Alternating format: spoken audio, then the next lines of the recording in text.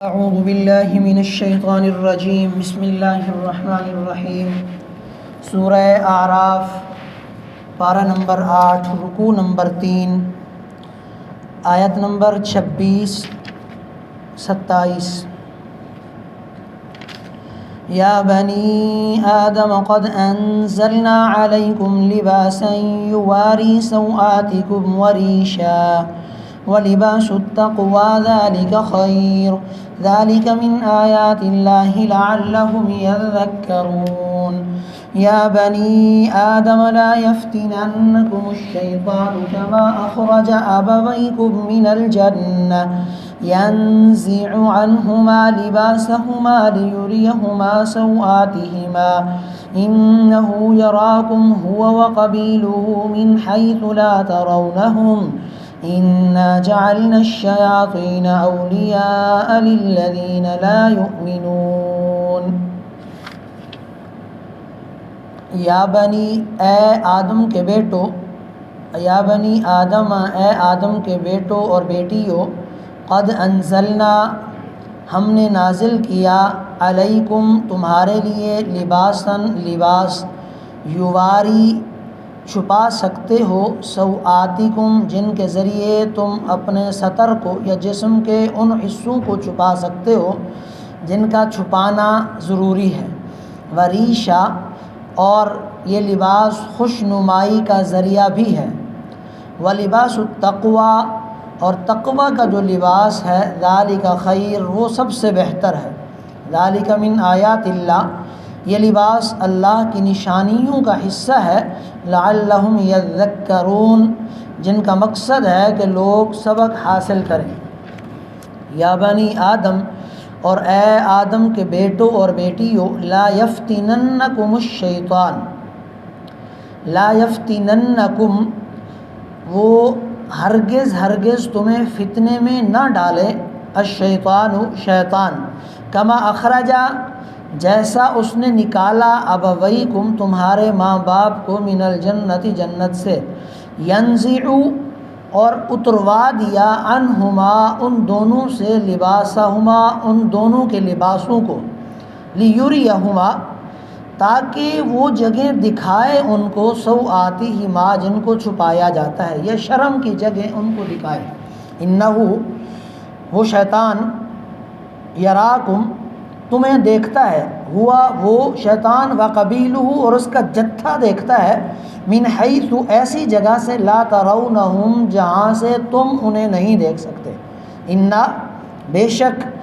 جعلنا ہم نے بنا دیا ہے، الشیطان شیطان کو، اولیاء دوست، للذین ان لوگوں کا، لا یؤمنون جو ایمان نہیں لاتے۔ گزشتہ درس میں رب العالمین نے سیدنا آدم علیہ السلام کی توبہ کا تذکرہ کیا کہ آدم علیہ السلام نے توبہ کی۔ اولاً شیطان کا عزم بتلایا، شیطان نے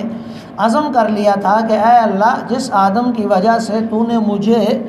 گمراہ قرار دے دیا، میں اس کو اور اس کی نسلوں کو آگے پیچھے سے ہر جگہ سے بہکاؤں گا، اور پھر وہ اپنے اس عزم میں کامیاب ہوا جو اس نے ارادہ کیا، اور نتیجتاً سیدنا آدم علیہ السلام کو اس نے بھول کے اندر مبتلا کروا دیا۔ اللہ تعالیٰ نے ان دونوں کو بے لباس کروا دیا، بے لباس کر دیا، اور انہیں آسمان دنیا سے اتار کر زمین پر بھیج دیا، کہا کہ اب زمین پر جاؤ، یہ تمہاری اس بھول کی لغزش کی سزا ہے۔ 300 سال تک سیدنا آدم علیہ السلام روتے رہے، پھر اس کے بعد آپ کو توبہ کے الفاظ سکھلائے گئے تو آپ نے توبہ کی اور آپ کو معاف کر دیا گیا۔ اللہ تعالیٰ نے لباس کا تذکرہ کیا تھا، تو آج کا موضوع ان آیات میں لباس رکھا کہ لباس کیسا ہونا چاہیے۔ یہ اللہ نے احسان فرمایا، ہمیں لباس دیا، تو لباس کی تفصیل بیان کی،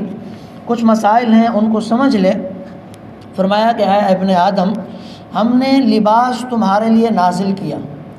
اب لباس تو کپاس کے ذریعے زمین سے پیدا ہوتا ہے، اللہ نے کیسے نازل کیا؟ تو مفسرین فرماتے ہیں یہاں پر نازل ہونا بمطلب پیدا کرنے کے ہے، کہ ہم نے تمہارے لیے پیدا کیا۔ جیسے آگے ایک پارے میں اللہ نے فرمایا وَأَنزَلْنَا الْحَدِيدَ ہم نے لوہا نازل کیا۔ اب یہ ہے کہ لوہا آسمان سے تو نہیں اترتا، لوہا تو زمین سے نکلتا ہے،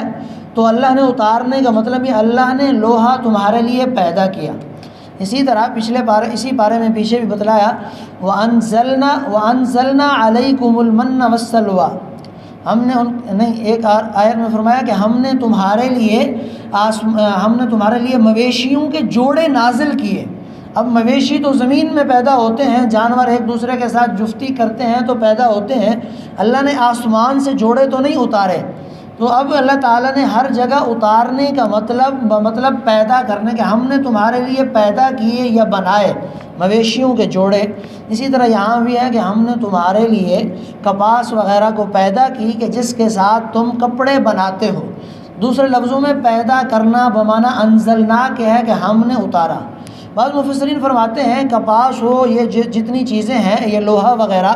یہ اگرچہ ظاہری طور پر زمین سے نکلتے ہیں لیکن زمین خشک ہوتی ہے، بے آب و گیا ہوتی ہے، آباد نہیں ہوتی، تو اللہ آسمان کے پانی سے اس کو آباد کرتے ہیں، اسی سے کھیتی ہوتی ہے، فصل ہوتی ہے۔ اگر اللہ پانی نازل نہ فرمائے تو پھر کھیتی اور فصل نہیں ہوگی، فصل نہیں ہوگی تو لباس نہیں بنے گا۔ تو وَأَنزَلْنَا السَّمَاءَ، اللہ نے فرمایا ہم نے پانی نازل کیا، تو نزول پانی کی وجہ سے ضمنی طور پر یہ معنی مراد لیا گیا۔ لباس کے احکام بھی ہیں، بعض لباس فرض ہے، بعض واجب ہیں، بعض سنت ہیں، بعض مباح ہیں، بعض مکروہ تحریمی ہیں، بعض مکروہ تنزیہی ہیں۔ مردوں اور عورتوں کے لباس مختلف طریقے سے اللہ کے رسول علیہ الصلاۃ والسلام نے احادیث میں اس کا بیان فرمایا۔ لیکن یہاں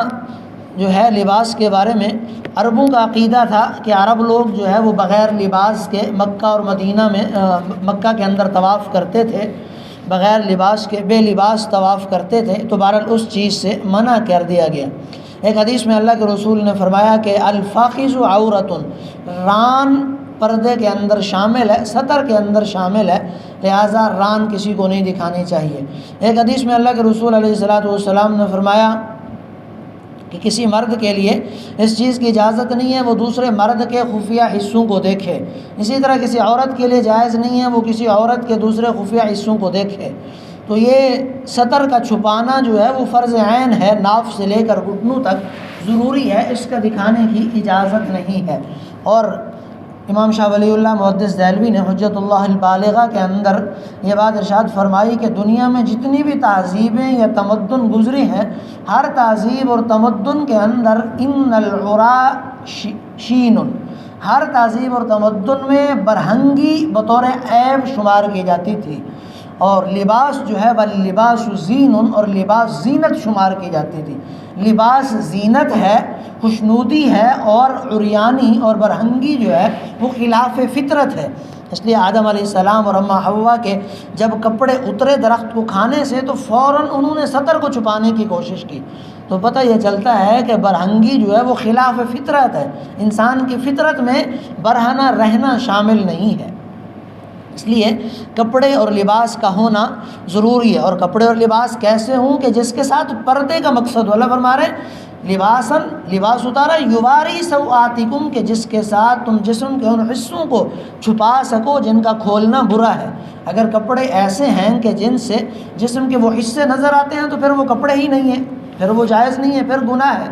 حضرت آسمہ رضی اللہ تعالی عنہ نے ایک مرتبہ باریک دوپٹہ پہنا تھا جس سے آپ کے بال نظر آ رہے تھے، تو اللہ کے رسول نے فرمایا کہ آسمہ اب تو بالغ ہیں، اور بالغہ کے لیے ایسے لباس کی اجازت نہیں ہے کہ جس سے اس کے بال نظر آئیں، سوائے چہرہ، ہاتھوں کے اور پاؤں کے، یہ چیزیں سطر میں داخل نہیں ہیں، تو ان کے علاوہ پورا جسم عورت کا سطر میں داخل ہے۔ اور آج کل علماء نے یہ حکم دیا کہ بغیر ضرورت کے منہ کھولنے کی بھی اجازت نہیں ہے، یہ بھی سطر میں داخل ہے، اس لیے کہ فتنے کا محل ہی چہرہ ہے، خواتین کا فتنے کا محل ہی چہرہ ہے۔ اور دوسری جگہ فرمایا وَلَا يُبْدِينَ زِينَتَهُنَّ، کہ عورت 18ویں پارے میں فرمایا کہ یبدین زینتن، اپنی زینت کسی پر بھی ظاہر نہ کرے سوائے اپنے شوہر کے یا محرم مردوں کے، حتیٰ کہ یہاں تک فرمایا ولا یضربن بارجلہن، پاؤں کے اندر پازیب کی کھنکھار بھی کسی کو متاثر نہ کرے، اتنی کم اس کی آواز ہو، اگر وہ چلنے سے آواز بڑھتی ہے تو اس کو اتار دینا بہتر ہے۔ اور آواز بولنا بھی عورت کے لیے غیر محرم مرد کے ساتھ اجازت نہیں ہے، ہاں اگر مسئلہ پوچھنا ہو، دین کا کوئی مسئلہ ہو تو تخضعن بالقول، ام المؤمنین کو فرمایا گیا کہ اگر کسی سے بات کرنی ہو تو پھر کھردرے لہجے میں بات کرے، نرمی اور ملائم لہجے میں، غیر محرم مردوں کے ساتھ بات کرنے کی اجازت نہیں ہے، کھردرے لہجے میں بات کریں۔ اور ہمارے استاد حضرت مولانا محمود اشرف عثمانی رحمۃ اللہ علیہ جو ہے شیخ الاسلام تقی صاحب کے بھتیجے تھے، آپ فرماتے تھے خواتین کو مسئلہ مردوں سے پوچھنے کی اجازت نہیں ہونی چاہیے، یہ ایک بہت بڑا فتنے کا محل بن جاتا ہے۔ ظاہری طور پر تو وہ دین کا مسئلہ پوچھتی ہیں، انہیں چاہیے کہ وہ مسئلہ لکھ کر اپنے خاوند کے حوالے کریں اور ان کا خاوند آ کر علماء سے اس مسئلے کے بارے میں دریافت کرے۔ براہ راست ان کو چاہیے کہ وہ فون نہ کریں، فون کر کے مسئلوں کو علماء سے دریافت نہ کیا کریں۔ بہرحال یہ اللہ تعالیٰ نے لباس کے متعلق فرمایا، اس لیے لباس میں رسول اللہ صلی اللہ علیہ وآلہ وسلم معمولی لباس بھی پہنا ہے آپ نے اور عمدہ لباس بھی زیب تن کیا۔ اللہ کے رسول نے ایک صحابی کو دیکھا تو اس نے میلا کچیلا لباس پہنا تھا، آپ نے پوچھا کہ آپ کے پاس مال نہیں ہے؟ کہنے لگے یا رسول اللہ میرے پاس غلام، لونڈیاں، بکریاں، بھیڑیں، اونٹ ہیں۔ تو آپ نے فرمایا فَلْيُرَا أَسْرَ نِعْمَةَ اللَّهِ عَلَيْكُمْ وَكَرَامَةً، تو اللہ کی نعمت اور اس کے کرم کو ظاہر ہونا چاہیے تم پر۔ یہ تم کیسا لباس پہن کر گھوم رہے ہو؟ اللہ کی نعمت کو ظاہر کرو اپنے جسم پر۔ اس لیے علماء نے لکھا ہے کہ جس کے پاس اللہ نے استطاعت دی ہے، بخاری کی روایت بھی ہے کہ جو چہنو، جو چاہو، کل ما شئت والبس ما شئت، جو چاہو کھاؤ، جو چاہو پہنو، لیکن دو چیزوں کا خیال کرو، ایک صرف نہ ہو، اس میں اسراف نہ ہو، دوسرا مخیلہ، تکبر نہ ہو۔ کھانے پینے میں جتنا اچھا چاہے کھاؤ، پہننے میں جتنا اچھا چاہے پہنو، لیکن نہ اسراف ہو نہ تکبر ہو، یہ دونوں چیزیں جو ہیں حرام ہیں۔ اسی طرح خوبصورت لباس، صاف ستھرا لباس پہننے کی اجازت ہے، بلکہ پہننا چاہیے۔ علماء میں خواجہ ابو الحسن شاذلی رحمۃ اللہ علیہ، مولانا اشرف علی تھانوی اور امام دار الہجرہ سیدنا امام مالک ابن انس رحمہ اللہ عمدہ ترین لباس پہنتے تھے۔ حضرت امام مالک رحمہ اللہ تو ہر روز ایک جوڑا پہنتے تھے، 365 دن تھے سال کے تو 365 کپڑے پہنتے تھے آپ، اور ایک جوڑا جس کو پہن لیا دوبارہ اس کو نہیں پہنتے تھے۔ واقعہ یہ ہوا کہ مامون الرشید کے بیٹوں کے استاد تھے، تو انہوں نے ذمہ لے لیا کہ ہم آپ کو پورا سال کپڑے دیں گے۔ جب موطا امام مالک آپ نے لکھی، حدیث کی سب سے پہلی کتاب، تو اس کی عزت و افزائی میں یہ انعام لگایا گیا کہ آپ کو ہر روز ایک کپڑے کا جوڑا 365 جوڑے از خود پورے سال کے میسر کر دیتے، اور اس وقت کی مہنگی ترین خوشبو جو ہے وہ مشک آپ کو دی گئی تھی۔ روزانہ آپ مشک لگا کر مسجد نبوی کے اندر موطا امام مالک کو پڑھانے آتے تھے۔ اس کے بعد ہارون الرشید نے ایک مرتبہ کہا تھا کہ میرے بیٹوں کو میرے گھر میں پڑھا دیا کریں، حدیث کی کتاب وہاں پڑھا دیا کریں۔ تو آپ نے فرمایا کہ ہارون، یہ اللہ کے رسول کا علم ہے، یہ چل کے کسی کے دروازے پہ نہیں جاتا، پڑھنا ہے تو مامون کو اور امین الرشید دونوں کو مسجد نبوی میں آنا ہوگا، یہاں آ کر دوسرے طالب علموں کے ساتھ وہ دو زانو بیٹھیں گے اور حدیث کو سنیں گے۔ بہرحال اچھا لباس پہنتے تھے۔ امام احمد ابن حنبل، امام شافعی رحمۃ اللہ علیہ، مولانا رشید احمد گنگوہی رحمۃ اللہ علیہ، اور اس طرح دیگر بعض اکابرین معمولی اور سادہ لباس پہنتے تھے، تواضع کی وجہ سے عاجزی والا لباس بھی پہنتے تھے۔ دونوں لباس بہتر ہیں، جس کو جو میسر ہو۔ بہرحال اچھا لباس پہننا چاہیے، اللہ کی نعمت کا اظہار کرنا چاہیے۔ لباس پہننے کی دعائیں مختلف ہیں، مسند احمد کے اندر، مسلم شریف کے اندر، بخاری شریف کے اندر الحمدللہ الذی کسانی ما اباری بہ عورتی واتجمل بہ فی حیاتی، اسی طرح الحمدللہ الذی لکما کسوتنی، یا اسی طرح الحمدللہ الذی رزقنی من غیر حول ولا قوت منی۔ مختلف دعائیں ہیں، جو بھی دعا آئے تو دعا بھی پڑھ لیا کریں لباس پہننے کی، یہ سنت دعائیں ہیں۔ عورتوں کے لیے جو لباس ہے، اس لباس میں باریک لباس پہننے کی اجازت نہیں ہے، وہ حرام ہے عورتوں کے لیے۔ مردوں کے لیے ریشم کا لباس دنیا میں حرام ہے۔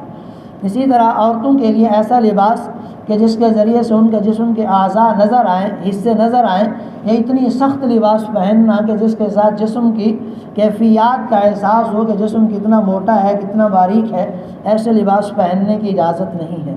اسی طرح مردوں کے لیے شلوار ٹخنوں سے نیچے رکھنا حرام ہے، جائز نہیں ہے، حتیٰ کہ نماز بھی مکروہ ہے۔ شلوار ٹخنوں سے نیچے رکھنا خود یہ ایسا گناہ ہے کہ فرمایا اللہ کے رسول نے شب قدر میں بھی ایسے لوگوں کی مغفرت نہیں کی جاتی جن لوگوں کی شلوار ٹخنوں سے نیچے رہے۔ اسی طرح آگے فرمایا وریشہ، اور یہ لباس جو ہے خوشنمائی کا ذریعہ بھی ہے، عمدگی کا ذریعہ ہے، اللہ کی نعمتوں کو اس کے ذریعے سے ظاہر کرنا چاہیے۔ ترجمہ دیکھ لیجئے، یا بنی آدم قد انزلنا علیکم لباسا یواری سوآتکم وریشہ، اور اے آدم کے بیٹوں اور بیٹیوں، ہم نے تمہارے لیے لباس نازل کیا جو تمہارے جسم کے ان حصوں کو چھپا سکے جن کا کھولنا برا ہے، اور جو خوشنمائی کا ذریعہ بھی ہے۔ وَلِبَاسُ التَّقْوَىٰ ذَلِكَ خَيْرٌ، اور تقویٰ کا جو لباس ہے وہ سب سے بہتر ہے۔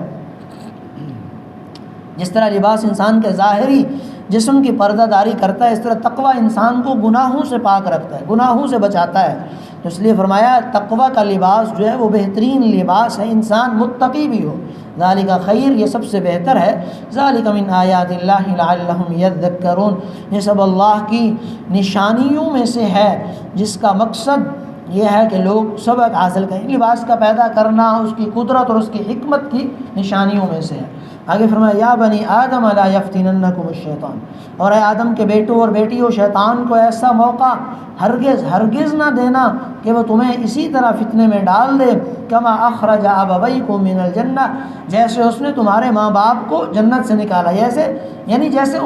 اس نے انہیں بہکا دیا تو ایسے تمہیں نہ بہکائے۔ شیطان دو طرح سے بہکاتا ہے، فتنے میں مبتلا کرتا ہے، شہوات کے ذریعے شہوات میں مبتلا کر دیتا ہے، یا انسان کو خواہشات میں مبتلا کر دیتا ہے۔ انسان شہوات میں مبتلا ہو جاتا ہے اور ہر قسم کی شہوت کو پورا کرنے کی کوشش کرتا ہے، گناہ کی خواہشات کو، شہوت کو پورا کرتا ہے، یا پھر وہ انسان کو خواہشات میں مبتلا کر دیتا ہے، تکبر میں، اپنے آپ کو بڑا دکھانے میں، عمدہ دکھانے میں۔ تو فرمایا کہ ایسی شیطان کو کبھی موقع نہ دینا، وہ تمہارا بڑا دشمن ہے۔ ینزع عنہما لباسہما، اس نے کیا کیا تمہارے والدین کے ساتھ، جب کہ ان کا لباس ان کے جسم سے اتروا لیا تھا، لیریہما سوآتہما، تاکہ ان کو ایک دوسرے کی شرم کی جگہ دکھائے۔ یعنی اللہ کا پروگرام انسان کے جسم کو چھپانے کا تھا، اور شیطان کا پروگرام انسان کے جسم کو عریاں کرنے کا تھا۔ اب یہ جتنی بھی دنیا کے لوگ ہیں اور جتنی بھی چیزوں کی مشہوریاں آتی ہیں، عورتوں کے بال دکھانا، چہرہ دکھانا، یہ کپڑے دکھانا، ان کے جسم کے حصے دکھانا، جتنے صابن ہیں، شیمپوز ہیں، یہ اس طرح کی جتنی بھی مشہوریاں ٹی وی پر، اخباروں میں، اس طرح کے روڈوں پر بیل بورڈز لگے ہیں، سائن بورڈز لگے ہیں، یہ ساری چیزیں جو ہے انسان کو شیطان کے پروگرام پر چلانے والی ہیں۔ برہنگی ہے جس پروگرام کو شیطان نے اللہ کے سامنے چیلنج کیا، وہ اپنے اسی کام میں لگا ہوا ہے آج بھی۔ یہ ساری فلمیں، گانے، ڈرامے، ویڈیوز، لوگوں کے سامنے ناچ گانا، برہنگا لباس پہننا، یہ اسی چیز کی علامات ہیں۔ فرمایا آج کل عورتیں اس میں بڑا ملوث ہیں، ہزاروں قسم کے ڈیزائن دار کپڑے پہننا، مارکیٹ میں جائیں تو ایک صالح انسان کا اپنی ضرورت سے مارکیٹ میں جانا دشوار ہو گیا۔ ایک صالح انسان کا، سمجھدار انسان کا اپنی ضرورت کے لیے مارکیٹ میں جانا دشوار ہے۔ پہ در پہ ایسے خواتین کی بھرمار ہے، جبکہ حکم یہ ہے کہ وہ تو گھر کے اندر بیٹھیں، اپنے گھر وقرن فی بیوتکن ولا تبرجن، فرمایا اپنے گھروں کے اندر جم کر بیٹھو، تبرجن تبرج الجاہلیت الاولی، جاہلوں کی طرح باہر نہ نکلو۔ ہمارے ہاں شوہر پیچھے چلتے ہیں، بیوی کو کہتے ہیں آپ آگے چلیں، مجھے راستہ دکھائیں، رہنمائی کریں۔ دکان میں داخل ہوتے ہیں تو بیگم پہلے جاتی ہے، وہ غیر محرم مرد سے ڈیلنگ بھی کر رہی ہے، بات بھی کر رہی ہے، یہ علامہ صاحب پیچھے بیٹھے ہوئے ہیں، باتیں بھی سن رہے ہیں اور فخر سے بتلا رہے ہیں کہ آپ کو بڑا تجربہ ہے، بڑا آپ کو ایکسپیرینس ہے، آپ نہ ہوتے تو میں تو بڑا لٹ جاتا، بڑی مہنگی چیزیں خرید لیتا۔ یہ شرم و حیا کا جنازہ جو ہے نکل چکا ہے، جبکہ پہلے ایسا ہوتا تھا کہ مرد حضرات اپنی خواتین کے لیے خود ہی کپڑے لے کر آتے تھے، خود ہی سامان لے کر آتے تھے، ان کو کہتے تھے آپ نے اسی کو پہننا ہے، یہ ضرورت کی چیزیں میں خود لا کر دوں گا۔ اب اجازت دی جاتی ہے کہ آپ چلی جائیں اور جا کر آپ خود لے کر آئیں، میرے پاس وقت بھی نہیں ہے، میں کماتا بھی ہوں، نوکری بھی کرتا ہوں۔ تو یہ شیطان کا وہی کاروبار ہے جس کی وجہ سے یہ ساری مارکیٹیں اس لیے چل رہی ہیں۔ اگر خواتین کا بازار میں جانا بند ہو جائے، ساری دکانیں بند ہو جائیں، اور یہ ہو رہا ہے، اور یہ ہو رہا ہے افغانستان میں ابھی جو ہے اسلامی حکومت ہے، تو وہاں ساری خواتین مکمل ٹوپی والے شرعی پردے کے ساتھ جاتی ہیں، ٹوپی والا شرعی پردہ کر کے جاتی ہیں، اور مرد حضرات سارا سامان مرد حضرات خرید رہے ہیں، بہت کم جو ہے وہ خواتین کی تعداد بہت کم ہو گئی ہے۔ کل جو ہے وہاں ایک تصویر کسی نے بھیجی ہے، تو وہ سارے لڑکے ہیں طالب علم جنہوں نے کالج سے FSC کیا، سب کی داڑھیاں، سب نے بڑی پگڑی کالی سفید کپڑے واسکٹ پہنی ہوئی ہے، اپنی تہذیب و تمدن کو جنہوں نے نہیں چھوڑا تو رب العالمین نے ان کا ہمیشہ ساتھ دیا۔ جنہوں نے شیطان کے پروگرام پہ عمل کیا،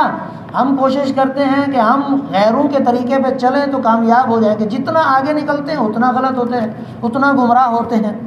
فرمایا انہ یراکم، وہ شیطان تمہیں دیکھتا ہے، ہوا و قبیل، اور اس کا قبیلہ بھی، اس کے لوگ بھی، وہ تمہیں دیکھتے ہیں، من حیث لا ترونہم، جہاں سے تم انہیں نہیں دیکھ سکتے۔ رسول اللہ نے تقریباً اپنی زندگی میں 6 مرتبہ جنات کو دعوت و تبلیغ کی، 6 مرتبہ دعوت و تبلیغ کا پیغام پہنچایا۔ اس کے علاوہ آپ نے فرمایا وہ ہمیں ہر طریقے سے دیکھ سکتے ہیں، اللہ نے انہیں اس چیز کی طاقت دی ہے کہ وہ دیکھ سکتے ہیں، اس لیے مسلمانوں کو حکم ہے کہ روزمرہ کی دعاؤں کا کثرت سے ورد کیا جائے، واش روم میں جائیں تو دعا پڑھ کر جائیں، اس لیے ہے، احکامات اس لیے ہیں۔ فرمایا انا جعلنا الشیاطین اولیاء للذین لا یؤمنون،